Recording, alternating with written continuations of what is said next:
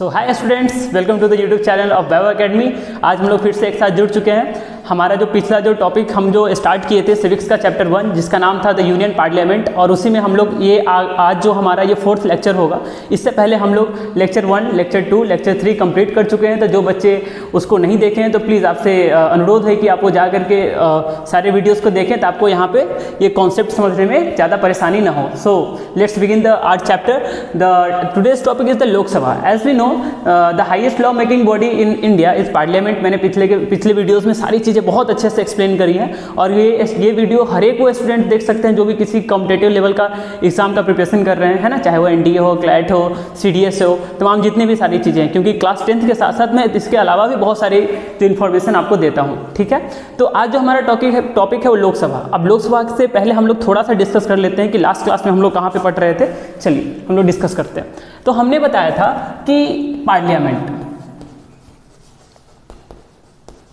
अब ये पार्लियामेंट जो है जिसको हम द यूनियन लेजिस्लेचर, जैसा कि हमारा फर्स्ट टॉपिक भी है ना उसका। अब ये पार्लियामेंट है तो पार्लियामेंट के दो हाउसेस होते हैं, Lok Sabha and the Rajya Sabha. And the Lok Sabha is also called the house of people, and एक और नाम से जानते हैं जिसका नाम क्या है, लोअर हाउस। और राज्यसभा को हम लोग council of states and upper house के नाम से भी जानते हैं। तो आज जो हमारा टॉपिक है वो है क्या, लोकसभा। मैंने ये भी बताया था कि पार्लियामेंट बनाने के लिए ये तीन चीज मिलकर के पार्लियामेंट को फॉर्म करती है। पहला हमारा लोकसभा, दूसरा हमारा Rajya Sabha, and the third is president. तो इस वाले जो हमारा जो फर्स्ट टॉपिक है, इसमें मैंने फर्स्ट लेक्चर में सिनॉप्सिस बनाया था, और उस सिनॉप्सिस में मैंने आपको बताया था कि हमें कौन कौन से चैप्टर्स इसमें पढ़ने हैं, कौन कौन से टॉपिक्स इसमें पढ़ने हैं, है ना। तो अब जो हमारा आज का जो टॉपिक है वो है लोकसभा। इससे पहले पार्लियामेंट के बारे में हमने बहुत डीप में स्टडी की हुई है। तो जिन्होंने उन वीडियो को नहीं देखा है तो आप लोग जल्दी से जाकर के उस वीडियो को देखें, ताकि ये सारा कॉन्सेप्ट आपको बहुत अच्छे से समझ में आए, है ना। इसके बाद आपको गवर्नमेंट में, पार्लियामेंट में आगे भी कभी कोई दिक्कत नहीं होने वाली है, ये मेरा आपसे प्रॉमिस है। चलिए देखते हैं पार्लियामेंट का दो हाउसेस, लोकसभा एंड राज्यसभा। तो इस जो चैप्टर में हमें लोकसभा पे ज़्यादा ध्यान देना है और राज्यसभा पे ध्यान देना है। और जो प्रेसिडेंट है, ये नेक्स्ट चैप्टर में हमें बहुत डिटेल्स में पढ़ने वाले हैं प्रेसिडेंट, क्योंकि प्रेसिडेंट तो हेड ऑफ एग्जीक्यूटिव है, हेड ऑफ स्टेट है ना। तो उनके बारे में भी हम लोग अच्छे से पढ़ेंगे। तो आज जो हमारा टॉपिक है लोकसभा, तो चलिए स्टार्ट करते हैं लोकसभा। देखिए लोकसभा को सबसे पहली बात जो हमारे इंडियन कॉन्स्टिट्यूशन में ये जो लोकसभा के बारे में आर्टिकल नंबर 21 में दिया गया है। जैसा कि मैंने पिछले वीडियोज़ में भी बताया था कि जो पार्लियामेंट है वो हमारे आर्टिकल को हिंदी में अनुच्छेद कहते हैं, है ना। तो आर्टिकल 79 से लेकर के 122 में बात की गई है किसके बारे में, हमारे पार्लियामेंट के बारे में। अब उसी पार्लियामेंट के अंदर बहुत सारे पार्ट्स हैं, जैसे लोकसभा पढ़ेंगे, राज्यसभा पढ़ेंगे, हम लोग स्पीकर के बारे में पढ़ेंगे, है ना, तमाम बहुत सारी चीज़ें पढ़ेंगे। तो आगे देखते हैं क्या क्या है। तो ये जो हमारा जो आर्टिकल 81 जो है, ये कहता है किसके बारे में, लोकसभा के बारे में, ठीक है। वहाँ पे लोकसभा की 3 नाम है। आप ये 2 नामें तो दिए गए हैं, the Lok Sabha and the house of people, और इसको लोअर हाउस के नाम से भी हम लोग जानते हैं। तो ये तो बात हो गई लोकसभा के नाम के बारे में, जो कि हमारे इंडियन कॉन्स्टिट्यूशन के आर्टिकल नंबर 81 में दी गई है। अब जो हम लोग बात करते हैं, ये पहला जो हमारा टॉपिक आता है वो आता है कंपोजिशन। अब कंपोजिशन का मतलब होता है बनावट। अब जो लोकसभा है तो आप लोग बचपन से ही जानते होंगे कि MP जिसका मतलब हुआ मेंबर ऑफ पार्लियामेंट, MLA जिसका फुल फॉर्म होता है मेंबर ऑफ लेजिस्लेटिव असेंबली।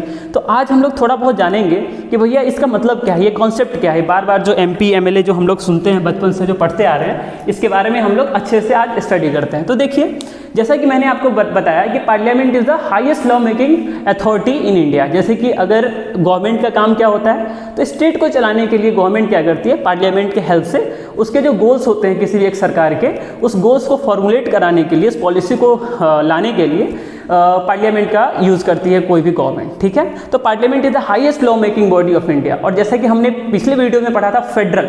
अब ये फेडरल का मतलब होता है जो पावर का शेयरिंग, मतलब शक्तियों का बंटवारा बिटवीन सेंटर एंड स्टेट। तो अब आप बोलेंगे कि सर जैसे लॉ मेकिंग बॉडी तो पार्लियामेंट है, बिल्कुल है, तो ये हाईएस्ट अथॉरिटी हो गई, बिल्कुल हो गई। तो अगर पार्लियामेंट कोई भी लॉ बनाएगा तो वो होल ऑफ इंडिया में लागू होगा, बिल्कुल होगा। तो ये हाईएस्ट अथॉरिटी है। लेकिन अगर कोई स्टेट है, सर आपने state list, union list, concurrent list के बारे में बताया था, शेड्यूल 7 अगर आपको याद हो। तो अब जो लोगों ने ये वीडियो नहीं, मतलब इससे पहले वाले वीडियो नहीं देखा है, तो आप लोग प्लीज़ जा करके वीडियो देखें, तभी यहाँ पे आपको चीज़ें स्पष्ट रूप से समझ में आएगी। अब ये क्वेश्चन क्या है कि sir if the state have to make any law, if state have to make any law, then उसके लिए क्या करें, तो स्टेट के लिए भी एक क्या है, लॉ मेकिंग बॉडी है, जिसको हम लोग कहते हैं क्या, लेजिस्लेटिव असेंबली, है ना, जिसको हिंदी में हम लोग कहते हैं विधानसभा। वो वहाँ पे भी स्टेट में भी जो राज्य सरकार है हमारे, स्टेट गवर्नमेंट है। अब जो जितने नंबर ऑफ टोटल स्टेट्स हैं उसमें भी क्या है, बाई कैमरल लेजिस्लेचर। अभी बाई कैमरल लेजिस्लेचर का मतलब होता है द्विसदनीय, द्विसदनीय का मतलब हुआ दो सदन, जैसे कि हमारा लेजिस्लेटिव असेंबली और लेजिस्लेटिव काउंसिल। तो लेजिस्लेटिव असेंबली और लेजिस्लेटिव काउंसिल ये पूरे स्टेट में नहीं है, अभी मैक्सिमम 6 स्टेट में है या 5-6 स्टेट में, एक बार आप कंफर्म कर लीजिएगा। तो इसमें क्या है, द्विसदनीय व्यवस्था है, जिसमें आता है हमारा लेजिस्लेटिव असेंबली और लेजिस्लेटिव काउंसिल। तो हम लोग यहाँ पे लेजिस्लेटिव काउंसिल के बारे में बात नहीं करेंगे, हम लोग सिर्फ करेंगे लेजिस्लेटिव असेंबली के बारे में बात करेंगे इसमें। तो अब जो लेजिस्लेटिव असेंबली है, जिसको हम लोग हिंदी में विधानसभा कहते हैं, इसके मेंबर को हम लोग कहते हैं एमएलए। क्या कहते हैं, एमएलए। और जिसको आप लोग हिंदी में विधायक कहते हैं, विधायक जी हर एक एरिया के विधायक जी होते हैं, तो वो होते हैं किसके, लेजिस्लेटिव असेंबली के क्या होते हैं, मेंबर होते हैं। बिल्कुल, चलिए इतना समझ में आया। अब ये जो एमएलए हैं ये कहाँ बैठेंगे, अगर इन्हें कोई लॉ बनाना होगा या डिस्कस करनी होगी कोई भी चीज़, जैसे पार्लियामेंट में सारे लोग चुन करके जाते हैं, वहाँ बैठते हैं, अपने जगह के बारे में बताते हैं कि हमारे यहाँ इस चीज़ की दिक्कत है, वो चीज़ होनी चाहिए। उसी प्रकार से हर एक स्टेट के जो एमएलए होते हैं वो लेजिस्लेटिव असेंबली में बैठते हैं। जो जनरली जो हमारा जो स्टेट का जो कैपिटल होता है, जैसे उत्तर प्रदेश का कहाँ होगा, लखनऊ में होगा, तो लखनऊ में क्या है, लेजिस्लेटिव असेंबली होगी, विधानसभा, वहाँ पे सारे एमएलए बैठ के अपना डिस्कशन करते हैं। तो इतना समझ में आया, समझ में आया। मतलब कि जो सेंटर है उसके लिए लॉ बनाएगा पार्लियामेंट, और स्टेट के लिए लॉ बनाएगा क्या, लेजिस्लेटिव असेंबली। और जो पार्लियामेंट जो लॉ बनाएगा, पार्लियामेंट जो लॉ बनाएगा वो पूरे स्टेट में लागू होगा, होल ऑफ इंडिया में लागू होगा। इतना समझ में आया, पिक्चर क्लियर हुई। चलिए, उसी प्रकार से जो लोकसभा और राज्यसभा, ये दो चीजें हैं, इन दोनों के जो मेंबर को हम लोग कहते हैं एमपी, मेंबर ऑफ पार्लियामेंट। समझ में आया, इजी है, कुछ नहीं है, बस इतना है कि पार्लियामेंट के 2 हाउसेस, लोकसभा, राज्यसभा, और इसके मेंबर को हमने कह दिया क्या, एमपी, जिसको हिंदी में संसद कहते हैं, सांसद कहते हैं। ठीक है। अब जो हमारा आता है लेजिस्लेटिव असेंबली, इसके मेंबर को हम लोग कहते हैं एमएलए, और इसको हिंदी में विधायक कहते हैं। इतना क्लियर हुआ होगा, बहुत लोगों के क्लियर नहीं होता, इसलिए मैं सोचा कि बता दूं आप लोगों को। चलिए, अब जो हम अपने टॉपिक पे चलते हैं, तो अब जो ये जो लोकसभा है हमारा, ये जो हमारा जो लोकसभा है, इसकी कंपोजिशन कैसी है, मतलब अब लोकसभा की बनावट कैसी है, इसमें कितने सीटें हैं, तो उसके बारे में हम लोग थोड़े अच्छे से पढ़ते हैं। देखिए, ध्यान दीजिएगा, यहाँ पे कहता है कि कंपोजिशन, कंपोजिशन का मतलब होता है बनावट, मतलब क्या क्या चीजें हैं उसमें, है ना, लोकसभा में। तो अब आता है जो मैक्सिमम जो सीट है वो कितनी है, 552, लेकिन ये थी, अब है नहीं। अब समझ में आया ये क्या है सर, अभी आपने बताया कि 552 सीट है, आप बोल रहे हैं थी, अब है नहीं। तो देखिए क्या हुआ कि अब इसको जानने से पहले हम लोग थोड़ी चीजें पढ़ लेते हैं। अब जो आता है हमारा, जिसमें से टोटल में नंबर ऑफ सीट कितने हो गए, 552, लेकिन जो दो सीट थे वो एंग्लो इंडियंस को मिलते थे। किसको मिलते थे, एंग्लो इंडियंस। अभी एंग्लो इंडियंस क्या है, तो एंग्लो इंडियंस का मतलब हुआ कि जैसे, इसको बहुत सिंपल भाषा में समझिए, बहुत कंफ्यूजन होती है इस टॉपिक पे, लेकिन मुझे नहीं लगता इसमें कोई कंफ्यूजन वाली कोई चीज़ है। तो एंग्लो इंडियंस का मतलब हुआ कि जो ऐसे लोग, जैसे कि हमें पता है कि हमारे ऊपर जो ईस्ट इंडिया कंपनी है वो अबाउट 1600 AD से आई, और कब गई यहाँ से, 1947 में गई। तो इन बीच के इस दौरान बहुत सारे जो मेल पर्सन है इंग्लैंड के, वो यहाँ पे आकर के अपना फैमिली को बसाए होंगे। तो अब उनसे जो भी संतान है ना, वो सारी किस में आ जाती है, हमारे एंग्लो इंडियंस में आ जाती है। नहीं समझ में आया, एक बार फिर से सुनिए। जैसे इंग्लैंड के एक मेल जनरेशन को ले लें, और इंग्लैंड का कोई भी मेल हो इंग्लैंड का, और इंडिया का कोई भी फीमेल जनरेशन, तो इनके बीच में जो रिलेशन हुआ और उसकी जो उनकी जो फैमिली बसी, इसी को हम कह देते हैं क्या, एंग्लो इंडियंस। और उनके जो बेटे होंगे यहाँ पे इंडिया में होंगे, तो उनके लिए भी एक सीट, 2 सीट, जब हमारा कॉन्स्टिट्यूशन बना तो उनके लिए क्या, कितने सीटें बना दी गई, 2 सीट दे दी गई, किसमें, लोकसभा में, कि भैया इनको भी अगर कोई प्रॉब्लम हो, क्योंकि उस टाइम ज़्यादातर पॉपुलेशन थी, है ना। लेकिन बात हैरानी की है कि इसको अब जाकर के खत्म किया गया है, इसको बहुत पहले ही खत्म कर देना चाहिए था। चलिए, वो तो बाद में चर्चा का विषय है, किसी और दिन चर्चा करेंगे। लेकिन यहाँ पे देखिए कि जो 552 सीट था, इसमें से 2 सीट को रिमूव कर दिया गया। अब कौन से अमेंडमेंट में, जैसे कि देखिए, अब 104 अमेंडमेंट एक्ट, मतलब 104 अमेंडमेंट एक्ट से इसको एंग्लो इंडियंस के सीट को रिमूव कर दिया गया। अब आप बोलेंगे कि अमेंडमेंट एक्ट क्या होता है, कॉन्स्टिट्यूशनल अमेंडमेंट एक्ट क्या होता है, यहाँ पे लिखा हुआ है CAA। अब यहाँ पे सिटीजनशिप अमेंडमेंट एक्ट की बात नहीं हो रही, यहाँ पे हो रही है कॉन्स्टिट्यूशनल अमेंडमेंट एक्ट की बात हो रही है। देखिए, अगर हमारा पार्लियामेंट है, मैंने आपको बताया था कि अगर हमारा कॉन्स्टिट्यूशन है, पार्लियामेंट तो लॉ मेकिंग बॉडी है, अब कॉन्स्टिट्यूशन है, तो अब कॉन्स्टिट्यूशन के अंदर के जितने भी लॉज होंगे, क्या उसको समय समय में बदलने की आवश्यकता नहीं होगी, बिल्कुल होगी। जैसे कि एग्जाम्पल से समझते हैं कि आज से बहुत साल पहले, आज से बहुत नहीं, मान लेते हैं 80 साल पहले, 80 ईयर्स एगो, कि कोई भी ट्रांसपोर्ट नाम का कोई चीज़ नहीं था, रोड्स तो थे लेकिन उतने car, vehicles, motorcycles, buses, pickups, ये सब ज़्यादा नहीं चलते थे, इसके कारण एक्सीडेंट्स भी नहीं होती थी। लेकिन जैसे जैसे इनकी तादाद बढ़ी, आपस में क्या होने लगे, एक्सीडेंट होने लगे, बहुत सारी चीज़ें की आवश्यकता पड़ी हमें। तो हमें एक ऐसा रूल चाहिए था जो इसको बनाए। तो क्या पहले के समय में, आज से 2000 साल पहले, 3000 साल पहले, क्या ट्रांसपोर्टेशन एक्ट या फिर कोई भी ऐसा व्हीकल एक्ट का नाम का कोई चीज़ था? नहीं था ना। क्यों जरूरत पड़ा? क्योंकि समय के साथ साथ जब हम डेवलप करते हैं तो बहुत सारी चीज़ें आती है। ये व्हाट्सएप, फेसबुक, ये 2009 में क्या आता है, इंफॉर्मेशन टेक्नोलॉजी एक्ट आता है ना, जिसमें हमें पता चलता है कि व्हाट्सएप के थ्रू, फेसबुक के थ्रू कोई क्राइम ना हो, उसको पकड़ बनाने के लिए गवर्नमेंट लॉ लाती है। तो मतलब लॉ एक ऐसा चीज़ है ना जो कि समय समय पे बदलता रहता है। इसको मतलब आप एक बार डिफाइन नहीं कर सकते कि व्हाट इज लॉ। ठीक है, समझ में आया? तो उसी प्रकार से कॉन्स्टिट्यूशन में भी जो प्रोविजन आज से 70 साल पहले, 75 साल पहले लिखे गए हैं, तो उसमें भी कहीं सुधार करने की आवश्यकता होती है। तो गवर्नमेंट क्या करती है, पार्लियामेंट के थ्रू, गवर्नमेंट अकेले नहीं कर सकती है, पार्लियामेंट के through with the permission of president वो क्या करेंगी, उस कॉन्स्टिट्यूशन को क्या करेंगी, उस कॉन्स्टिट्यूशन में कोई बदलाव करेंगी। तो उसी में अभी तक जो total number of constitutional amendment act जो अभी तक जितने अमेंडमेंट्स हो चुके हैं, लगभग 106 टू 107 हो चुके हैं ना। अब देखते हैं 104 जो अमेंडमेंट एक्ट था, जिसमें 2 एंग्लो इंडियंस को क्या कर दिया गया, हटा दिया गया। ठीक है, बहुत अच्छा। हम अब जो टोटल नंबर ऑफ सीट कितना बचा लोकसभा का, 550। नहीं समझ में आया? मतलब जैसे कि 2 एंग्लो इंडियंस तो चले गए, तो अब टोटल नंबर ऑफ सीट कितने हो गए, 550। क्लियर है? जिसमें से ध्यान दीजिएगा, बहुत ज्यादा इंपॉर्टेंट है, बहुत ध्यान से सुनिएगा, जिंदगी में कभी कंफ्यूजन नहीं होगी। अब ये जो कहता है कि 530 मेंबर्स जो हैं, जो 530 मेंबर्स हैं, ये रिप्रेजेंट करते हैं स्टेट को। अच्छा, मतलब कि अगर 550 मेंबर बचे, अब 550 मेंबर में से जो 530 मेंबर होंगे वो हर एक राज्य को रिप्रेजेंट करेंगे। बहुत बढ़िया, समझ में आया? और बाकी के जो बचे 20 मेंबर हैं वो यूनियन टेरिटरी को रिप्रेजेंट करेंगे। मतलब कि अब ध्यान से समझिएगा, अब हमारे यहाँ क्या है, राज्य और केंद्र शासित प्रदेश है।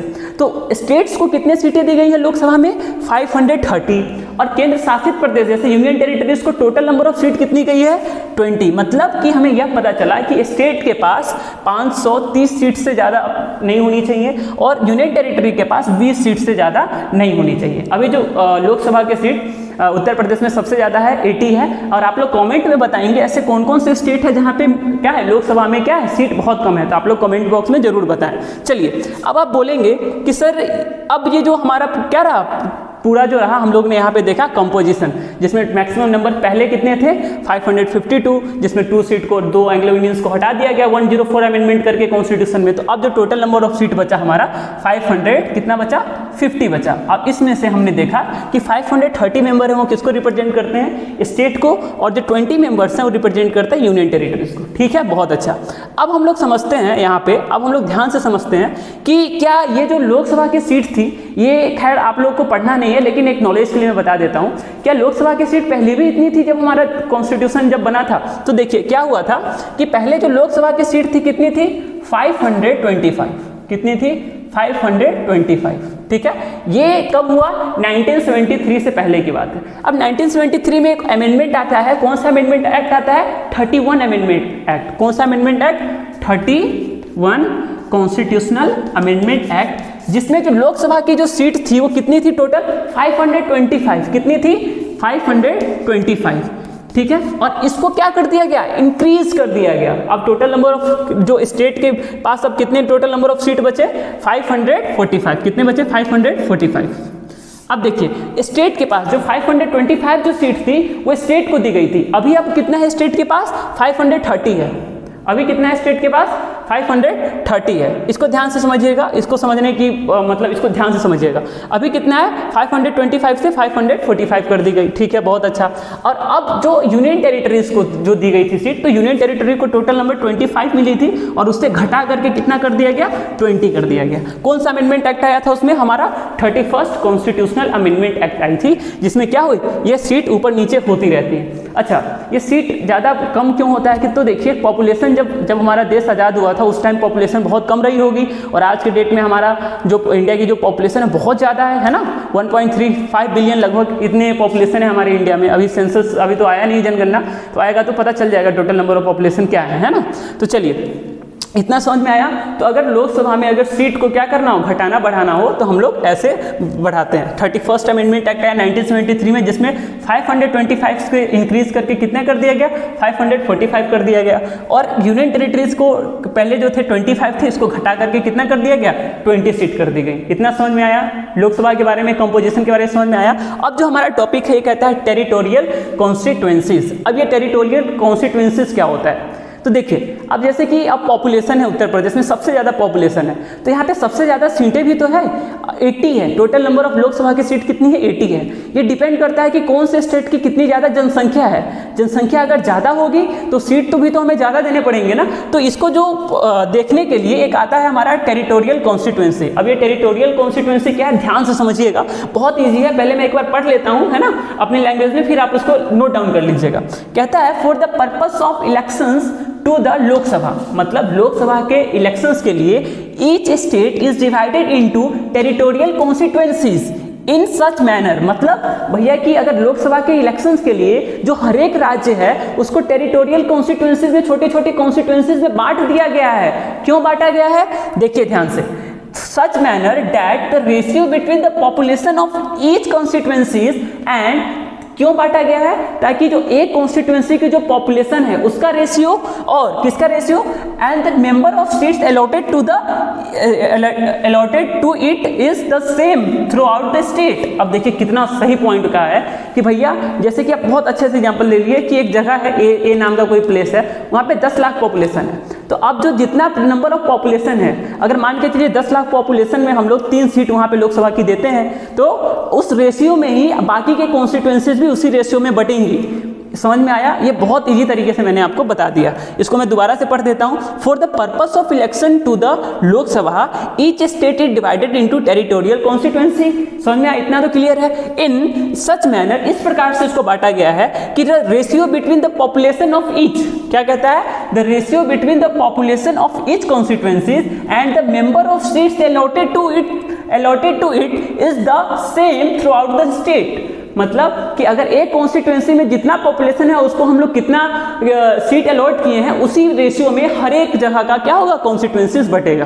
क्लियर है, बहुत इजी लैंग्वेज में मैंने बताया। नहीं होता है तो आप एक बार इसको अच्छे से जूम करके एक बार इसको लिख लीजिएगा, है ना। जितने भी मैं यहाँ पे पढ़ा रहा हूँ ये सारी चीजें आपके एग्जाम में आएंगी तो यहीं से आएगी, तो है ना, इसको जरूर नोट जरूर बनाइएगा। चलिए अब कहता है हमारा कि अब जो कॉन्स्टिट्यूएंसी के जो सीट बांटे जाएंगे, तो सर वो सीट कैसे बांटे गए, कोई तो सेंसस होगा, ये तो डिफाइन होगा ना, कितने नंबर ऑफ पॉपुलेशन पे कितनी नंबर ऑफ सीट गई है, तो कब की है। तो चलिए उसके बारे में थोड़ा डिस्कस कर लेते हैं। अब ये जो है एक्स्ट्रा है, तो ये मैं नॉलेज के लिए बता रहा हूँ कि देखिए अब 1971 का सेंसस अभी तक यूज हो रहा है। मतलब 1971 का जो सेंसस है उसके अकॉर्डिंग कितनी कॉन्स्टिट्यूएंसीज को कितनी नंबर ऑफ सीट्स मिले हैं पॉपुलेशन के हिसाब से, वो 1971 का अभी तक चला आ रहा है। क्या हुआ था 1971 में, क्या हुआ था, एक अमेंडमेंट आता है, कब, 42nd अमेंडमेंट एक्ट आता है। कब आता है ये 42nd अमेंडमेंट एक्ट आता है, जिसमें बता दिया गया कि भैया ये जो 1971 का जो सेंसस है उसको कब तक यूज किया जाएगा, 2000 तक यूज किया जाएगा। मतलब 2000 AD तक उसको यूज किया जाएगा, 2000 तक, जो हमारा ईयर का नाम है यहाँ पे 2000,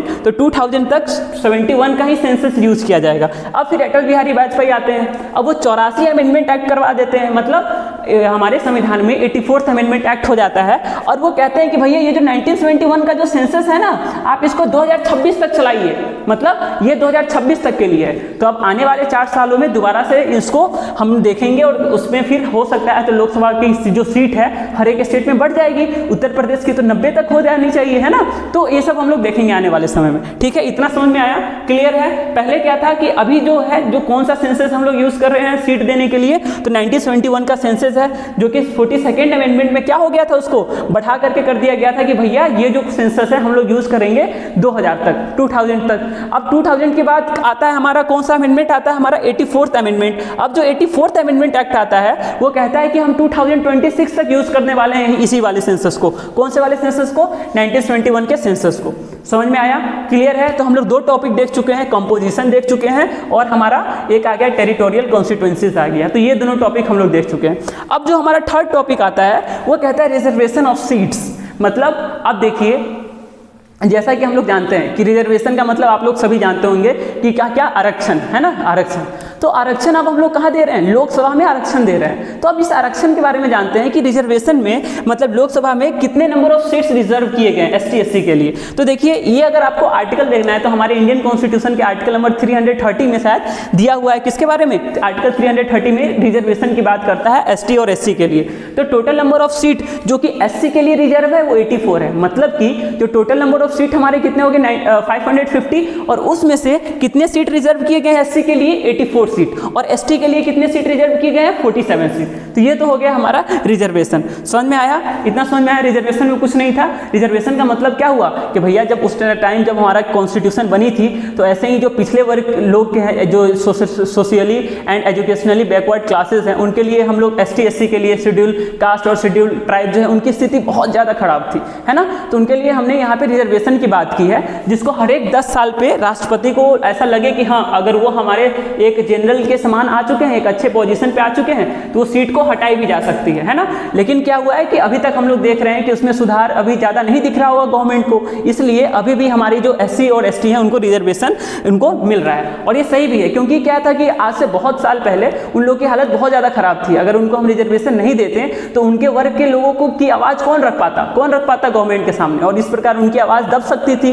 इसलिए हमारे जो कॉन्स्टिट्यूशन मेकर हैं वो बहुत ज़्यादा ग्रेट है, वो हर एक चीज़ों को देखते हुए कॉन्स्टिट्यूशन बनाए हैं। चलिए ये हो गया हमारा रिजर्वेशन का बात। चलिए, और ये जो है हर एक 10 साल पर रिन्यू होता है, ठीक है। आइए यहाँ पे जो रिजर्वेशन की बात की गई है ये क्या है कि हर एक 10 साल पे अगर गवर्नमेंट के ऊपर डिसीजन है कि उसको देना है कि नहीं देना है। लेकिन जो फंडामेंटल राइट में जो रिजर्वेशन की बात है वो तब तक है जब तक सारी चीज़ें सही नहीं हो जाती है, वो है हमेशा के लिए।